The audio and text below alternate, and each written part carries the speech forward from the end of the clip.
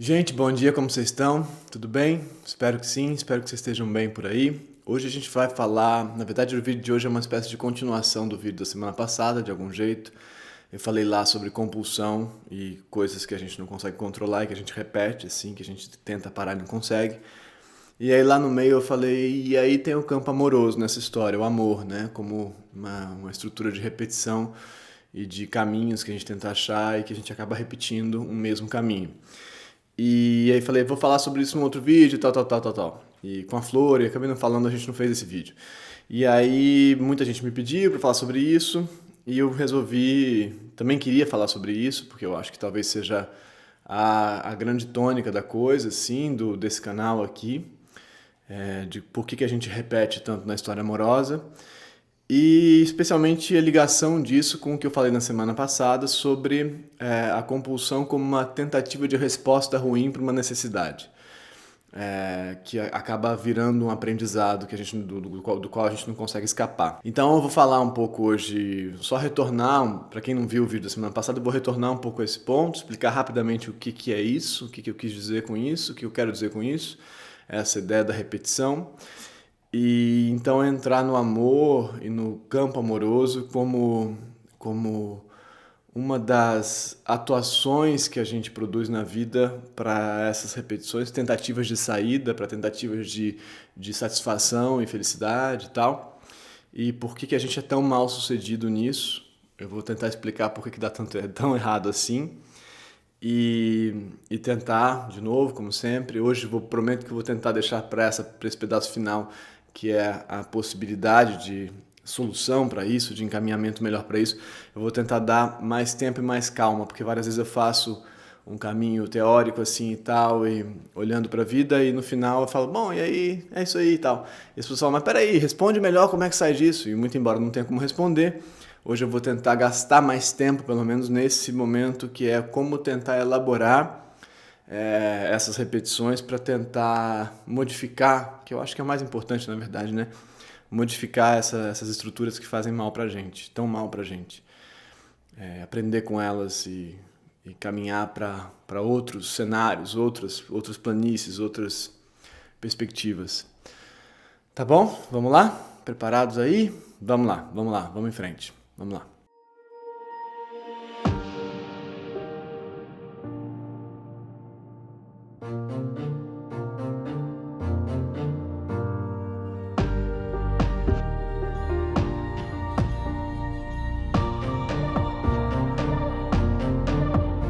Então, eu apresentei na semana passada uma ideia da compulsão à repetição, ou das compulsões de modo geral, como uma tentativa de saída, uma tentativa de resposta a uma necessidade que é mal sucedida.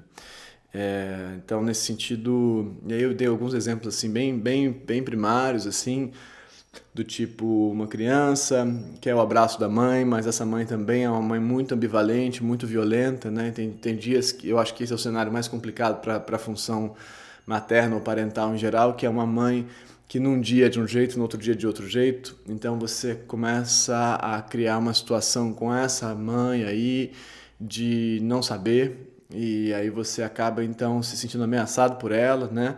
E aí você então, ao invés de buscar nela o acolhimento, você busca compensações ou respostas para esse acolhimento em outros lugares. Aí eu falei, aí você come chocolate, aí você começa a desenvolver compulsões alimentares, né, que um retorno para a oralidade, para esse campo primário, assim, de prazer oral, né? E foi esse o exemplo que eu dei na semana passada, de você tentar encontrar resposta para uma necessidade em algo que não responde a essa necessidade. Então, nesse exemplo, eu quero acolhimento, mas eu encontro conforto na comida, mas a comida não responde ao acolhimento. Bom, né, e aí eu desenvolvi uma certa oposição entre a noção de pulsão de morte na psicanálise, que diz dessa compulsão à repetição, né? É uma noção muito discutida, começou com Freud em 1920, mas foi sendo pensada por todos os teóricos da psicanálise de maneiras muito diversas a partir daí. Eu fiquei basicamente falando do Freud, mas a gente poderia pensar isso basicamente em todos os teóricos a partir dele, como é que eles elaboraram e reforçaram essa noção da repetição e dessa força, dessa pulsão de morte. Você vê o vídeo passado, se você não está entendendo. E como que isso ficou muito intenso em alguns teóricos e em alguns isso basicamente desapareceu. E aí eu fiz uma oposição disso com a neuropsicanálise e a teoria do Mark Solms, especificamente, que é esse psicanalista, neuropsicanalista, de que então as compulsões ou a repetição de um mesmo sistema que não resulta bem e os vícios a partir daí, álcool, comida e tal, são tentativas de saída automatizadas, né, processadas para o inconsciente, que você encontra elas como resposta, mas essa resposta não é satisfatória. Então você tenta de novo, e tenta de novo, e tenta de novo. Mas a resposta não é satisfatória porque ela não está cumprindo o preenchimento dessa necessidade original, então ela não vai parar com esse desequilíbrio. Então eu preciso de afeto, eu como, eu continuo precisando de afeto, né? Comer não resolve, então eu continuo. Então teria para a neuropsicanálise, usando, como a gente já usou aqui milhares de vezes, a neurociência afetiva, você teria o impulso do seeking, da busca dopaminérgica funcionando e indo em busca de algum retorno de prazer com a comida, mas que não cumpre o campo dos opioides necessários lá para o sistema do attachment, né, do acolhimento e tal. Vou botar de novo aqui os nossos 7 sistemas afetivos básicos do Panksepp, sempre boto só para a gente se sentir mais acolhido, mas eu não me senti tão sozinho assim aqui nesse lugar. Bom, mas então a gente teria isso, né? O seeking ativado como busca para tentar achar a resposta para essa falta que está no panic grief, que é o sistema do attachment, né? Do acolhimento. Então eu estou em pânico porque eu estou abandonado, eu ativo o seeking, eu encontro comida como resposta, é a resposta que eu automatizei na minha vida, é a que eu aprendi, porque lá atrás a minha mãe não podia me dar nada. Então eu como, né? Podia ser outra coisa, mas eu como. Bom, mas aí tá, legal, dá para entender isso. Se você não entendeu isso que eu falei, volta nesse vídeo passado que chama Por que eu não consigo parar? Vou botar na descrição, assiste o vídeo inteiro e volta para cá depois para falar sobre o amor. Legal, tudo isso posto, mas e o amor? Muita gente me perguntou, mas e o amor, e o afeto? E por que a gente então busca essa compensação nas histórias afetivas? E aí a gente abre um problema um pouco diferente, assim, né? Um problema assim específico. Por quê? Porque a experiência afetiva, ela não é uma outra coisa, né? Necessariamente. Então, quando eu estou falando de eu queria acolhimento, mas eu busco comida, quando eu falo agora de eu queria acolhimento, mas eu busco amor, a gente não está falando de naturezas distintas, né? Então, teoricamente, você pode encontrar acolhimento no amor. E aí mas pode também não encontrar, né? Esse que é o ponto. Mas aí a gente começa a ter que discutir o que quer dizer o que a gente chama de relação amorosa. O que ela representa para nós como sociedade, como, né, no campo social total, e histórico, cultural e tal, e o que ela representa para você, especificamente. E aí a gente entra em outras complicações. O amor, especificamente o encontro amoroso, ele é das coisas mais complicadas que a gente tem para lidar, e por isso ele aparece tanto no relato das pessoas, no trabalho e tal, no trabalho de atendimento, no trabalho de escrita, da autoescrita. Por que o amor está tão presente lá? Não é só porque a gente viu muito filme da Disney, que a gente acha que o amor vai resolver a nossa vida, também, mas não é só. É porque o amor ele conjuga muitos desses afetos básicos que a gente está falando aqui. Ele conjuga muitas dessas coisas, só que de maneiras muito diferentes para cada um de nós, né? Então, o encontro entre essas conjugações de cada um de nós é muito complexo e muito delicado. E é basicamente aí que mora o problema. O que eu quero dizer com isso? Eu quero dizer que você, no amor, experimenta satisfação sexual, você experimenta acolhimento, você experimenta raiva, você experimenta a possibilidade de cuidar, assim como de ser cuidado, né? Do outro lado, você experimenta a possibilidade de brincar, de encontrar prazer no brincar. Todos esses sistemas podem estar acontecendo no encontro amoroso. Só que a maneira como isso acontece para cada um é totalmente distinta. Então, nesse sentido, o que cada um de nós vai buscar com o amor é completamente diferente. E isso a gente tem dificuldade de perceber. A gente fala assim, eu quero uma relação amorosa, eu quero alguém, eu quero ter alguém, mas você não consegue entender o que é que você quer, né? O que é que você quer buscar nessa história amorosa, né? Você não consegue entender de fato em relação à sua história, ao seu percurso afetivo, você não consegue entender em relação a como você existe no mundo especificamente, como a sua história afetiva se deu, você não consegue entender o que você quer buscar como compensação ou como resposta no amor, né? E aí você entra em repetições, não porque você está buscando necessariamente em outros lugares que não respondem aquilo, mas porque você não sabe muito bem o que você está buscando e você encontra respostas que não são para aquilo. Bom, mas para a gente entender por que a tua história é essa história, por que ela se atualiza assim, né? Então por que você encontra ou busca respostas para as tuas vontades dessa maneira que você busca e produz as repetições que você produz, a gente então tem que retornar um pouquinho atrás e entender o que a gente está chamando de desejo amoroso no campo humano e por que isso é tão diferente, né, para a gente dos outros mamíferos todos com os quais a gente partilha esses sistemas básicos. A gente estaria falando, nesse sentido, em relação aos 7 sistemas, do lust, né, que se refere ao prazer sexual, né? Então, o impulso sexual. Então, todos os mamíferos, obviamente, têm impulso sexual, senão a gente não estaria aqui, ninguém estaria aqui. Se não tivesse impulso sexual, a gente não teria... E é uma parada bastante importante, você consegue pensar, porque sem esse impulso, sem essa busca desse prazer, a gente não teria reprodução, não teria nada disso. Então, no sentido evolução das espécies, esse impulso, ele é bastante importante, assim, ele é tipo bastante importante. Só que com a gente acontece muitos desvios nesse processo e a gente produz muitas outras coisas a partir daí, né? Se você pensar a quantidade de produção cultural que foi feita a partir do amor, né? É um negócio assim que é assombroso, né? Bom, mas por que eu estou dizendo que é tão diferente pra gente? Aí eu vou falar agora uma coisa assim específica sobre o desenvolvimento cerebral nosso, humano, da nossa espécie, mas vai ser rápido. É assim, a gente fala assim, a gente se acha muito diferente dos outros animais, né? A gente é animal, mas a gente se acha muito diferente, não é à toa, tô aqui falando para uma câmera num vídeo no YouTube. Então é razoável que a gente se ache diferente mesmo, porque a gente produz cultura.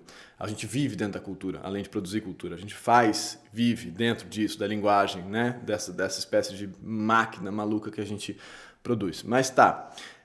o que tem de tão diferente em termos cerebrais? A gente tem o maior cérebro das espécies? Não tem. A gente tem o maior córtex das espécies? Não tem. A maior proporção de córtex para o resto? Não tem. Córtex é essa parte aqui que faz essas operações, né? A parte de cima. Não tem. O que é que tem de diferente? O que a gente tem de diferente das outras espécies é uma proporção distinta entre o lobo ou os lobos frontais aqui, essa parte da frente do cérebro e o resto do cérebro, essa parte da frente e o resto. O que essa parte da frente faz? Essa parte da frente ela vai fazer um troço engraçado, que é assim, quando os impulsos afetivos eles sobem, eles na gente são inibidos. Eles são inibidos, mais do que em qualquer outra espécie. A gente tem um sistema de inibição, de controle desses impulsos muito, muito, muito mais forte. A gente não vê a pessoa passando na rua e agarra, né, teoricamente. A gente não faz isso. A gente tem sistemas de inibição que tem a ver com o nosso percurso de aprendizado. O amadurecimento dessa área, percurso de aprendizado, introjeção de leis e coisas e tudo mais, que acontece ao longo da infância ou da juventude, vamos dizer assim. E aí a gente aprende a inibir. Que a gente aprende a inibir, a gente produz cultura, pensamento, né? A gente faz tudo isso que a gente faz. Se a gente não inibisse nossos impulsos, a gente não faria esse troço tudo que a gente faz. Obviamente, a gente estaria por aí vivendo uma outra vida de um outro jeito. Mas o importante, no momento que a gente inibe, a gente então passa a produzir alternativas de escape, ou de saída, ou de compensação, ou de resolução para aquilo que foi inibido. Né, que a gente poderia chamar na psicanálise de sublimação. A gente vai sublimar esses impulsos em alguma outra coisa. A gente vai transformar eles em alguma outra coisa. A gente vai adiar eles, a gente vai lidar com eles de outro jeito. E aí a gente começa a imaginar, a gente faz a imaginação, o nosso pensamento específico, né? Eu penso, mas eu não posso fazer isso, mas então se eu fizer aquilo outro, vai ser legal também, porque vai dar naquilo outro. Então a gente começa a fazer essa espécie de viagem no tempo. A gente se desloca, a gente imagina, a gente lembra, aquela vez que eu fiz isso foi muito legal. Então talvez eu possa me organizar para fazer aquilo na semana que vem, que pode ser bacana. Porque eu não posso fazer agora, porque agora eu estou aqui sem dinheiro, na pandemia e tal. Então talvez imaginar que no ano que vem eu consiga viajar, por exemplo, né? Ou imaginar que se eu for lá falar com essa pessoa e der flores para ela, talvez ela olhe para mim, ao invés de eu tentar agarrar ela assim desse jeito. Bom, isso é inibição e imaginação. É isso que a gente tem de tão diferente. É basicamente isso. O mais próximo da gente na galera, assim, nos primatas, são os chimpanzés. Mas ainda assim tem uma diferença. Não é diferença gigantesca, mas essa diferença é o bastante para fazer toda essa diferença. toda essa diferença bizarra que a gente experimenta, né? Obviamente que meio que faz a gente pensar a gente mesmo como não natureza e que gera uma série de outros problemas, porque se a gente não se considera mais natureza, a gente não cuida da natureza, a gente não presta atenção no mundo mais. Bom, já sabemos disso, não precisa entrar nesse assunto, mas... então, o que acontece? Você tem essa inibição, produção de imaginação, e aí esse impulso sexual que poderia ser resolvido assim como impulso, como coisa, assim, vou lá e transo e tal, e faço o que, faço o que, ele entra num campo, depois da inibição, de rebatimentos historiográficos. Ele começa a bater nas suas histórias, nos seus percursos, nos seus registros específicos. Essa é a parte mais importante. Quando, depois de inibir, ou até antes, a gente poderia voltar a pensar que o impulso já é preenchido de histórias, porque ele nunca é puro, né? O impulso humano, nesse sentido, você se interessa por quem e por quê, né? Então, na verdade, o se interessar por aquele alguém já é preenchido de história, já é preenchido de referências, de desejo. Por que eu gosto desse tipo de gente? Mas vamos considerar aqui a hipótese mais simples, só para trabalhar assim. Então você inibiu esse impulso e começou a rebater ele aqui dentro com o que pode ser, o que não pode ser, como vai ser e tal. E aí começa a produzir o que a gente chama de idealizações, expectativas, essa história inteira. E essa produção é sua, é só sua e ela tem a ver essencialmente com uma coisa que é a história do seu abandono. Que é a sua história relacional e especialmente como que você experimentou na sua vida as suas narrativas de abandono, né? E essa história de amor que agora está sendo projetada, idealizada e sim, feita, cozinhada ali, como é que se fala? Isso assim, que está sendo maquinada na sua cabeça, essa história de amor, ela cumpre para você uma função de redenção de tudo isso que deu errado até agora. Isso é maravilhoso, né?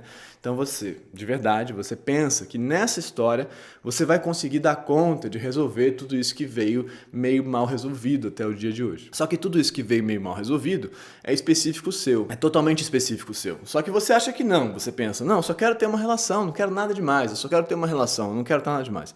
É só isso que eu quero. E eu entendo que você pense isso, mas eu tô te dizendo aqui, para você que está ouvindo isso e pensando, mas eu quero...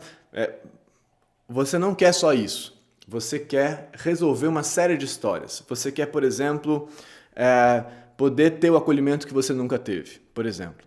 Você quer poder, por exemplo, se vingar. Você quer poder, por exemplo, dizer agora sim eu vou ser o dominante, a dominante nessa história. Você quer, né? Você quer poder, por exemplo, você tem a fantasia, por exemplo, de ter uma história que não tenha limite, que não tenha borda, que você possa viver tudo, que você possa ter tudo aquilo o tempo todo na hora que você quer, sempre o tempo todo. E que você não teve, que você vai resolver então as suas privações todas, né, afetivas e tal, e você vai poder ter. Você quer isso, e para cada pessoa isso é de um jeito.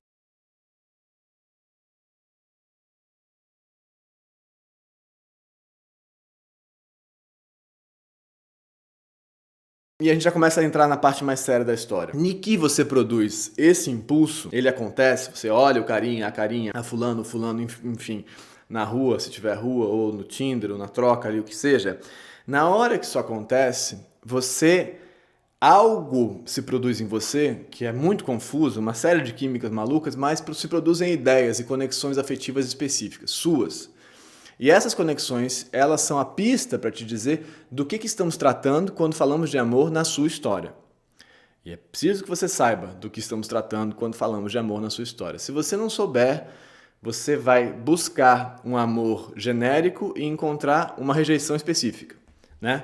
Entende isso? Por que isso acontece assim? Por que você vai encontrar uma rejeição específica? Porque no momento que você busca, e aí nisso o amor tem tudo a ver com as outras compulsões, no momento que você busca a resposta para esse sistema no amor, o que ele vai te dar é uma repetição de uma resposta ruim. Porque você vai buscar algo com o qual você está familiarizado, algo que você conhece. Você vai buscar aquilo de novo. Então você fala, eu quero uma relação, mas fatalmente eu acabo indo atrás de quem me abandona. Essa história de sempre, né? De quem me trata mal, de quem some e tal. E não é só porque a falta faz bem. Não é isso. Isso tem a ver com a sua história. Só que o abandono é tão comum pra gente, é uma narrativa tão comum a experiência de falta, que você tende a buscar isso. E é louco, porque você não vai. A encrenca disso é que o encontro amoroso, infelizmente, ele não acontece de uma maneira equilibrada. Por exemplo, eu quero muito ser cuidado porque eu não fui cuidado, e eu vou encontrar alguém que quer muito cuidar, porque tem muita vontade, muito prazer em cuidar. Porque foi muito cuidado, talvez. Não é assim que acontece. Né? Então, eu querendo muito ser cuidado porque fui abandonado, vou encontrar alguém que tende a abandonar. E não alguém que tende a cuidar.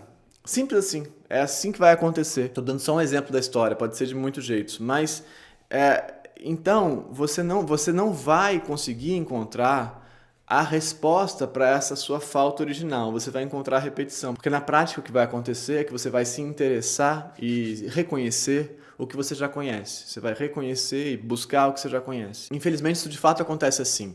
E não é porque você quer se fazer mal, é isso que é importante. Não é porque você é masoquista, não é porque você quer se arrebentar. É porque você construiu esse modelo de resposta. É porque você construiu esse modelo de experiência amorosa lá atrás. Então, nesse sentido, é um pouco diferente das outras compulsões, que não é uma resposta com outro objeto, é uma repetição com o mesmo tipo de objeto.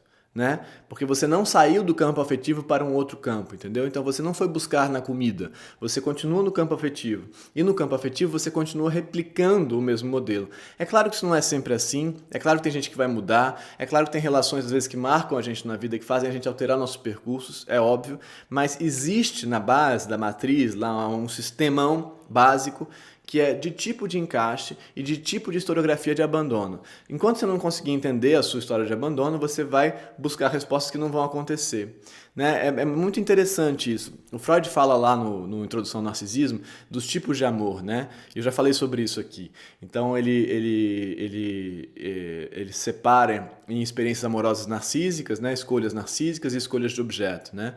Então você pode se apaixonar por alguém que você é igual a você, ou alguém que você queria ser, né? Nesse sentido narcísico, né? Ou alguém que tudo que você não é, ou você pode se interessar por algo que é um objeto que te dá conta, assim, né? Alguém que cuida, alguém que protege e tal. Então, como eu disse, né? Alguém que protege encontra alguém que gosta de ser protegido, né? Alguém que nutre encontra alguém que gosta de ser nutrido. Mas isso não acontece assim, muito pelo contrário. Em geral, o que acontece? Você que está em busca de desfazer o seu abandono, acaba encontrando alguém que está em busca de vingar o próprio abandono, ou de se fazer dominante pela primeira vez, ou de se fazer o abandonador pela primeira vez, de sentir a própria potência no encontro amoroso, e você que queria resolver o seu abandono acaba repetindo o seu abandono, né? Muita gente, isso é muito sério, assim, muito, muito sério, vai em busca do encontro para poder se sentir potente, né, para se sentir dominante nesse sentido, para se sentir dono daquela situação. Isso é muito sério. E é muito frequente que a gente tenha encontros de gente que tem essa experiência do abandono nas relações com gente que tem experiência ou a vontade de exercitar poder. Né? Muito frequente. E aí a gente vai falar desse encontro sadomasoquista, mas que não é exatamente, mas de alguém que gosta de fazer o abandono, de fazer sofrer, alguém que gosta de ser abandonado. Mas não é que gosta de ser abandonado, entendeu? É que repete um aprendizado afetivo. É assim que é assim que eu busco, é assim que eu conheço, é assim que funciona, é esse encaixe que eu tenho, é assim que eu aprendi. Assim como na compulsão, você não quer sofrer, você não quer se arrebentar necessariamente, né, necessariamente, você não é que você gosta de sofrer, você gosta de se fazer mal, não é sobre isso, de modo geral não é sobre isso, muito embora às vezes a gente se puna de fato, a gente acabe se punindo na vida, isso é real, a gente acaba produzindo situações de punição, mas de modo geral você está buscando uma tentativa de resposta. E aí no campo afetivo você está buscando uma tentativa de resposta, que é a que você conhece. Eu só conheço esse tipo de resposta. É assim que funciona. O encontro é assim que eu conheço. Minha mãe fazia assim, meu pai assim e tal, foi indo assim, aqui eu repito aqui. E aí você tem uma repetição desse mesmo sistema. Enquanto você não conseguir entender qual é o seu sistema, não tem como sair dele. Né? De verdade, assim. E aí, depois que você começa a conseguir entender, começa a conseguir olhar, você também não vai sair dele automaticamente, tá? Não é mágico, né? Importante. Como é que você faz para conseguir entender esse sistema de repetição? É importante que você consiga, no momento do suposto encontro amoroso, do arrebatamento, daquilo que se dá, é importante que você consiga perceber o que é que você sente, porque não é só paixão. Tem frio na barriga, tem tudo isso, tem essas químicas todas, mas você sente algo que está ligado a alguma coisa, algum tipo de sensação particular em você e algum tipo de produção imaginativa, porque isso foi inibido, algum tipo de produção imaginativa específica, né? Você imagina que algo vai acontecer de alguma maneira, você imagina que você vai ser finalmente acolhido, indivíduo.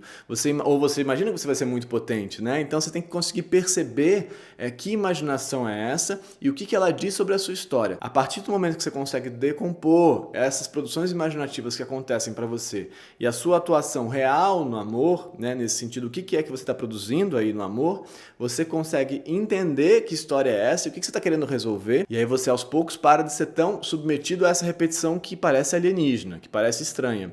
Mas para isso você tem que conseguir olhar para o que de fato está acontecendo com você e não dizer simplesmente eu quero isso, eu quero aquilo, entendeu? Enquanto você estiver só dizendo isso, você vai estar repetindo. Não tem jeito, não tem solução. Enquanto você estiver dizendo o mundo é terrível e tal, eu não consigo, e o mundo é terrível, eu concordo, sim, sem sombra de dúvida, pode ser terrível pelo menos, mas enquanto você estiver dizendo isso e não entendendo o que é que você está buscando, você vai continuar repetindo. Isso eu garanto, não tem dúvida. Eu garanto para você que você vai continuar repetindo. Então para aí agora e pensa. Quando eu imagino um encontro amoroso, ou nos encontros amorosos que eu tive na vida, o que foi que eu produzi? Né? Como sensação, primeiro, e como resposta imaginativa àquilo, como elucubração, como imaginação, como idealização, como expectativa. O que foi que eu produzi? Tem a ver com o quê? Aí você vai me dizer, tem a ver com os filmes da Disney, tem a ver com casar de branco ou não, ou tem a ver com ter alguém, ou tem a ver com partilhar um cotidiano, ou tem a ver com poder viajar, sei lá, o que você vai dizer? Alguém para me acompanhar, alguém para me divertir, muitas coisas você vai dizer, é verdade, eu sei. Mas, eu sei, isso abre muitas produções possíveis, mas aí cava um pouquinho mais nesse processo aí e tenta entender como é que você se sente produzindo essas imaginações. Você se sente resolvida, completa, acolhida, potente, né? Invencível, sem limite. Onde está? O que é que essas imaginações te trazem? O que elas abrem para você? E onde que você consegue imaginar que elas rebatem na sua história? Então, a partir do momento que você se dá o trabalho de fazer essa pesquisa de que conexões são essas, que imagens são essas e o que elas produzem em mim como fantasia, de quem eu posso ser, de quem eu vou ser, de que vai acontecer na minha vida, e que se você não conseguir entender isso que está acontecendo com você nessa hora, você vai fatalmente repetir e cair numa coisa que é assim, que é muito, muito frequente, muito comum, muito engraçada e trágica, que é você buscar amor, acolhimento com quem está buscando sexo, por exemplo. Ou você buscar acolhimento com quem está buscando dominância. Porque essas coisas se misturam no campo amoroso, de fato, né? Então você está lá, no fundo, em busca de ser cuidado, ser acolhido, mas você está se propondo a encontrar sexo, encontrar parceiros sexuais, né? Tá num campo, por exemplo, do Tinder ali, ou sei lá o quê, buscando isso. E isso vai te frustrar infinitamente, sempre, né? Você tá ali trocando nessa lógica, nesse campo, só que no fundo você está buscando uma outra coisa. E é um problema, porque não é que você não tenha tesão, não é que você não tenha excitação sexual, tudo isso. É claro que você tem, mas você tem que saber que você está buscando uma outra coisa. Né? Se isso não está claro, você vai continuar buscando essa coisa no lugar errado, porque os afetos se misturam no campo amoroso. Então você tem que conseguir entender do que você está tratando, entendeu? O que você está buscando. Senão a busca do encontro no campo sexual tende a rebater como experiência de não acolhimento, né? Porque o outro do lado de lá não está buscando a mesma coisa que você. Espero que eu tenha me feito claro, assim, né? Então, de verdade, para um pouco e pensa sobre o que você está buscando nessa história. Né? Se você não fizer esse trabalho de pensar de fato, não tem solução mágica. O mundo não vai mudar. Né? O mundo não vai se contorcer e se retorcer para dar conta de resolver essa sua falta. Você que vai ter que resolver esse troço, entendeu? O mundo não vai dar conta. O mundo não vai, então, por sorte aconteceu que o mundo se alterou e agora tudo funciona para mim. Não, você vai ter que conseguir entender o que você está produzindo aí. Não estou falando que a culpa é sua, não, tá? Por conta disso. Não é que a culpa é sua, mas esse trabalho tem que ser feito. E aí eu não tô falando, tá, gente? Isso é muito importante. Não é pra você me dizer que seus pais se separaram quando você tinha 5 anos e que isso aconteceu e tal. Tudo bem, tudo certo. Isso aconteceu lá. O importante é como é que você experimentou essa narrativa. Não é assim, eu tô repetindo a narrativa dos meus pais. Não é sobre isso. Não é sobre isso. O importante da história é como é que você experimentou isso, esse abandono, por exemplo, do seu pai e da sua mãe, e como é que isso marcou você na sua história. Como é que isso talvez tenha servido como busca de compensação que você acaba, na verdade, repetindo aquele mesmo abandono. Né? Não é porque você está fazendo igual a sua mãe que foi abandonada pelo seu pai ou igual ao seu pai que foi abandonado pela sua mãe. Não é isso. É como que você está buscando resolver o que te marcou, talvez, ou as coisas que te marcaram, as experiências que te marcaram, você está buscando resolver essas experiências, repetindo essas experiências, porque essas experiências são que você conhece, então você vai em busca delas, de novo. Por mais estranho que pareça, elas são esse seu aprendizado afetivo. Tá bom? É isso, gente. Espero ter ajudado. Até semana que vem. Tchau!